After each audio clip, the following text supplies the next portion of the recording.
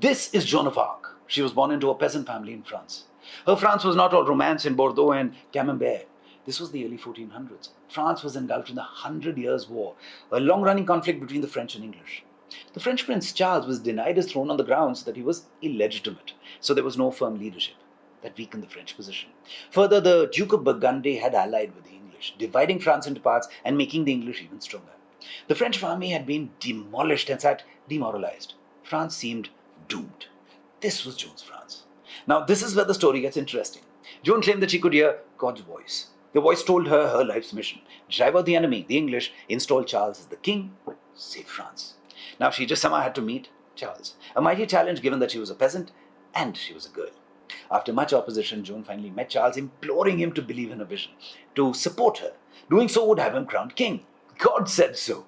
All she needed from him was an army to lead. Everyone laughed, except for Charles. Against everyone's advice, Charles gave her an army. She proceeded to fend off the siege of Orleans, a very crucial military campaign. Joan's arrival on the scene, dressed in white armor on a white horse, instantly filled the demoralized French army with hope and charge. Within 9 days, they had remarkably, against all expectations, defeated the English at Orleans and in successive campaigns following. Within 2 months, Joan was standing alongside Charles as he was crowned King of France. Joan now wanted to decisively push the English out of France, but did not receive the support she needed, without which, in a matter of months, she would be captured by the Duke of Burgundy and put on trial, facing charges of heresy and witchcraft. She was found guilty and burnt to the stake. An illiterate peasant girl with no military training who had dared to fight and defeat armies of men had been eliminated. And you know the most incredible part? She was only 19 years old. Now you might think that she is the heroine of this piece, right?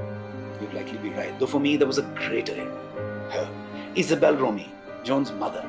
She was 54 years old when Joan, her 19-year-old daughter, instead of being celebrated for her heroism, was accused of heresy and extinguished. This would have broken anyone. But Isabelle didn't retreat into grief nor shame. Instead, she fought back, starting a personal campaign to clear her daughter's name. Isabelle was a peasant woman with no political power, no wealth, and little formal education. Yet, she challenged the most powerful institutions of her time, the church and the crown. Through her 50s and 60s, she traveled far and wide to visit bishops and magistrates, demanding a retrial for her daughter. Because of her persistence, the church finally reopened Joan's case. Through her 70s, she relentlessly carried on, eventually testifying for her daughter at the trial. 25 years after Joan's death, her name was finally cleared, and Joan was posthumously declared innocent. Joan of Arc would go on to be canonized as a patron saint of France, all and only because a 79-year-old mother refused to let the world forget her child's truth.